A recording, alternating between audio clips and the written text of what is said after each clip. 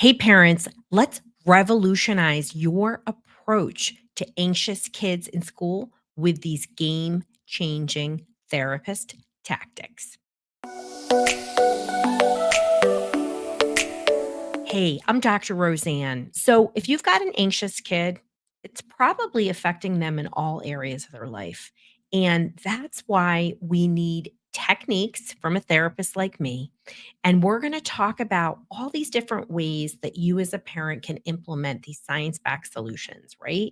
Because everything I do is about science. And if you're looking for more help, you can always join our Facebook group. You can go to drroseann.com/group. And this is a group for parents who really want to help their dysregulated kid get regulated. And it's all science backed natural solutions. And that includes behavioral hacks. So, number one, okay, you know what I'm going to tell you is a number one technique to help your kid be less anxious. Yeah, it's the hardest one. You know what it is? It's modeling calm behavior. I didn't win this one in the last few days.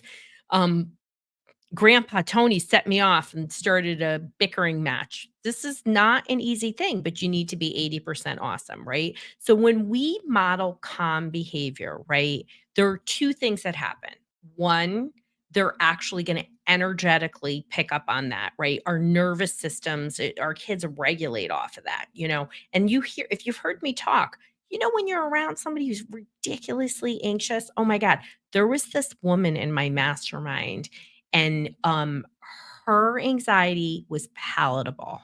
Like, I could feel it across the screen, let alone when I was in person with her, and it was tough, tough. I mean, I was not the only one. So, when you think about it in that way, so number 1, they're gonna pick up on the energetic components of it, right?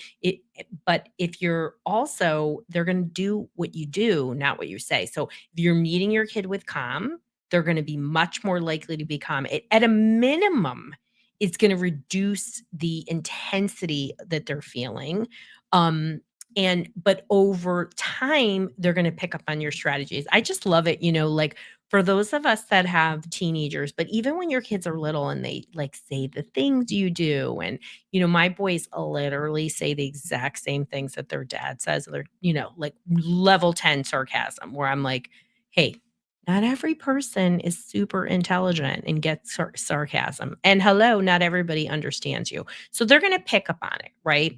Okay. So we want to create a consistent routine. Now, when we have anxious kids, a lot of times anxiety, fear comes out of the unknown. Now, there is a balance here because we don't want to overdo things. We don't want to feed into their worries. We don't want to answer excessive questioning, but having consistent routines with predictability helps to lower stress. We want to get that dysregulated nervous system that's in a hyper state, that's in a very anxious state down so that they can access their resources and do other things, right? So, very important. We want to teach stress tolerance. For some reason, I'm not sure how the heck this has happened. We believe that nobody should experience stress. And so kids today have no stress tolerance. I mean, none, shockingly so. And is part of why everybody's reaching for a pill and, drinking too much alcohol, doing all these things as parents, right? Kids are drinking alcohol. They're smoking a lot of pot, you guys. I don't want you to think your kid is not, because I'm telling you that they really are. It's so normalized. You could do what I do and, tell my kids that, first of all, they know I'm like the FBI.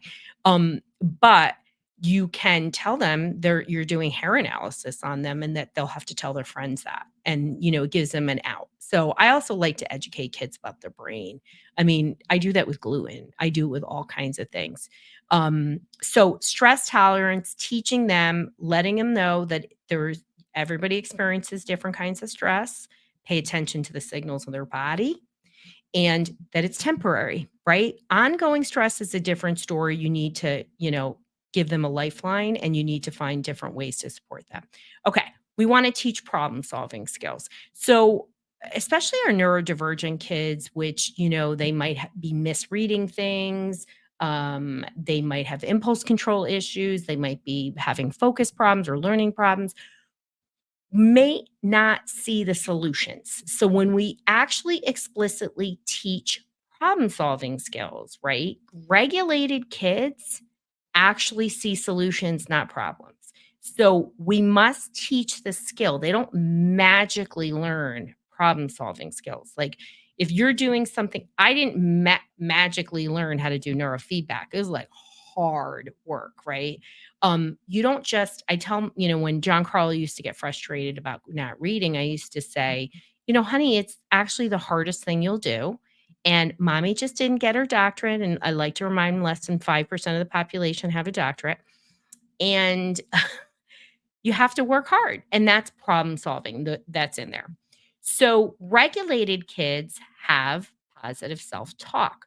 We need to encourage positive self talk.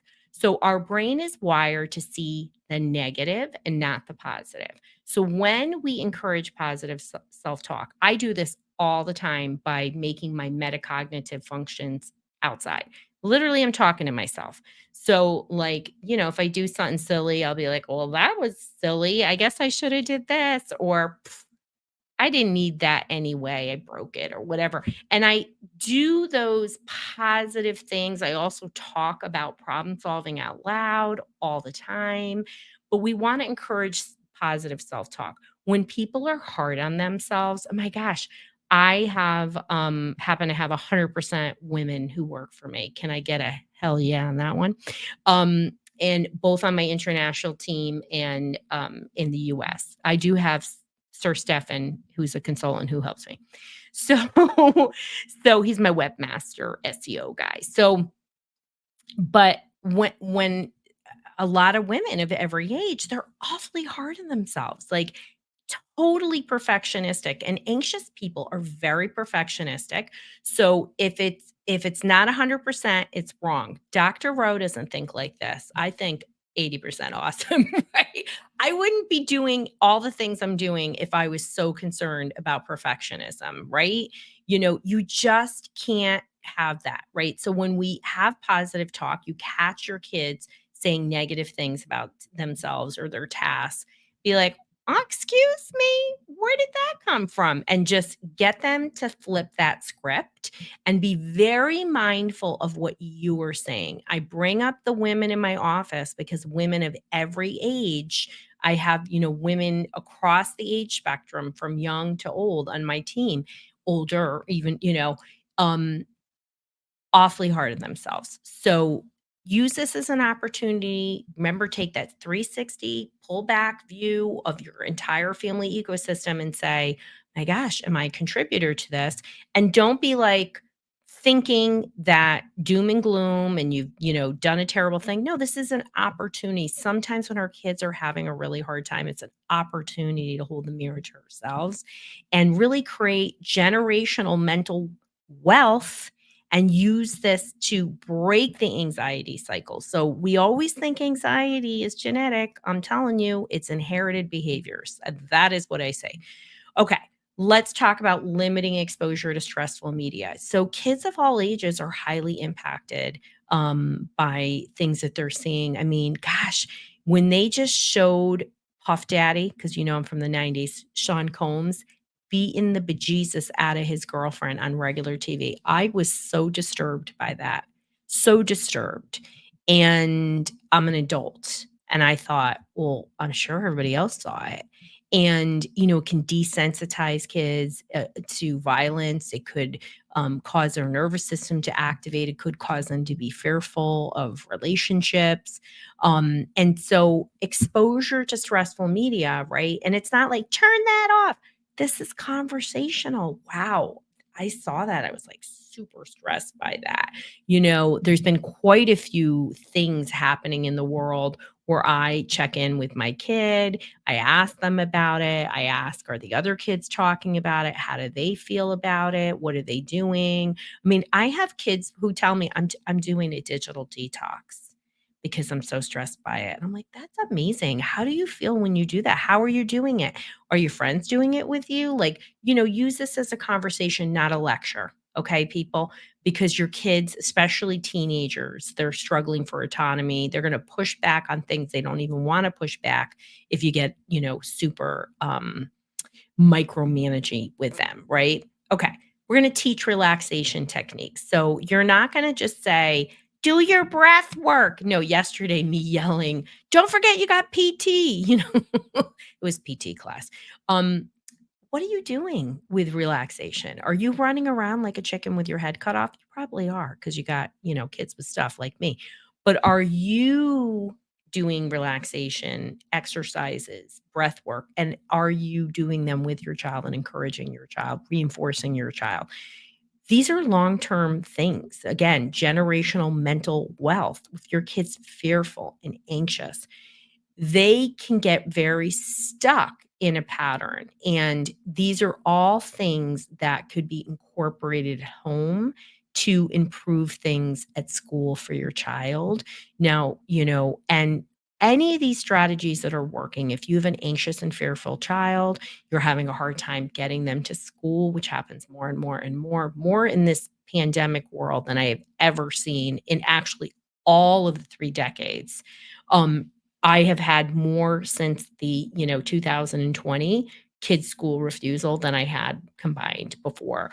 And I had a lot of kids with school refusal. So it's people are afraid and they shut down. So what strategies can you share with your teacher if your child is refusing school? Can I have a meeting or any of these things part of an IEP or a 504? Don't be afraid to ask for help.